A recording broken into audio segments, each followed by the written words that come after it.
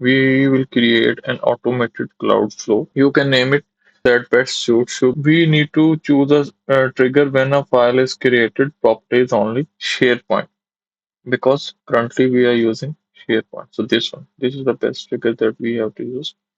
So this one, and then create the flow. Now we need to set it up properties or connection. So we have to choose a site that is demo invoice automation hub. This one, demo invoice automation hub. So we will choose this site, demo invoice automation library name. Most of the time it will be already pop it up, but if it can't, you need to refresh it or write manually sometimes. After that, I will add a delay, 1 minute delay. Here comes a question why I'm adding a delay. It is crucial one. Why I'm adding a delay there? Because this SharePoint trigger is a very sensitive and precise trigger. It runs every 30 seconds. If we don't add a delay and we will extract the contact get file contacts directly after the trigger, then the get file contact will fail because the file is not created properly. It is a standard practice to add 1 minute or 2 minute delay until the file data properly arrive and then we can extract it accordingly. After that, we will add data file content SharePoint. We need to select the same site and file for the identifier. We have to choose from the dynamic content from the trigger identifier. This one value that can be used in the field related actions for selecting a file. This one we need to save the flow. After that, we will select predict our model. In the model, we will choose a model that we recently trained. So demo invoice model, this one is a recent model that we trained. And after selecting the model, we will select document and document type application over PDF. Because currently we are dealing with the PDF, so I just select the PDF. Either when in the complex scenario, we will write the file names accordingly. For the document, we will use this formula.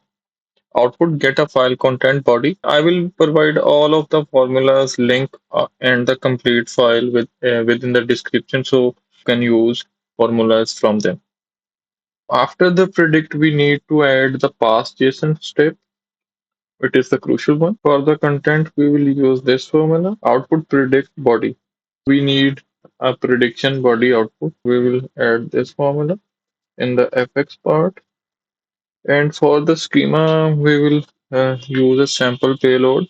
I will provide that sample payload in the description. This is the sample payload that we will use for the extraction of field. Sample payloads varies from invoices structures to structure, but most of the time it would be somewhat same. When we are dealing with the complex documents or complex formats, it will vary accordingly. After parse JSON, we will add a row into table because we are using Excel, so we will add that step. For the location, we will use a site. We will select our site demo invoice automation hub. For the document library, we will select our library that will automatically pop up. For the file, we will select our file. For the table, we will select our table, invoice table, and then all of the fields that we have in a sheet. So these are all the fields in our Excel sheet. For the invoice ID, we will use the past JSON response v2 predict model labels invoice ID. And if you guys look at the invoice ID, use the names from the past JSON output.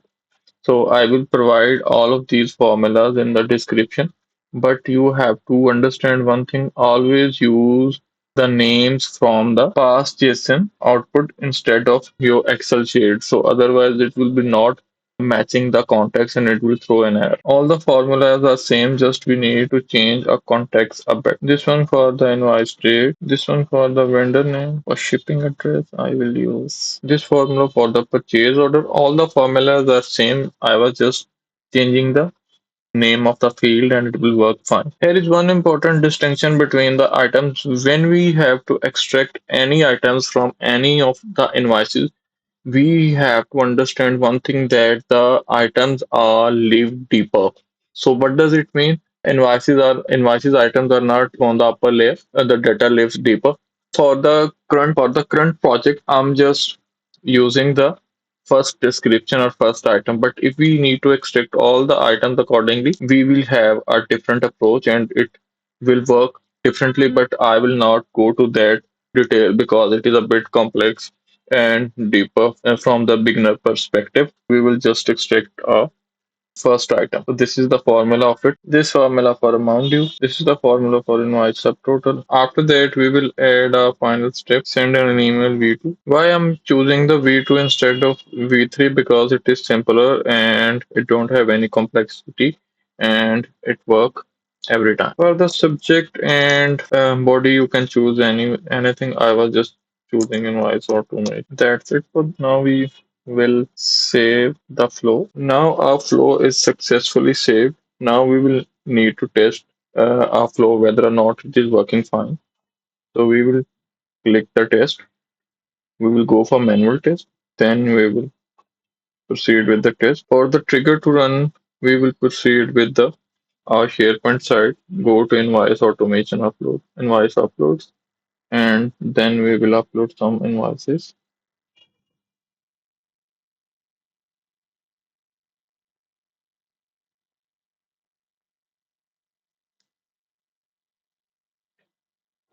Now the invoice is successfully uploaded.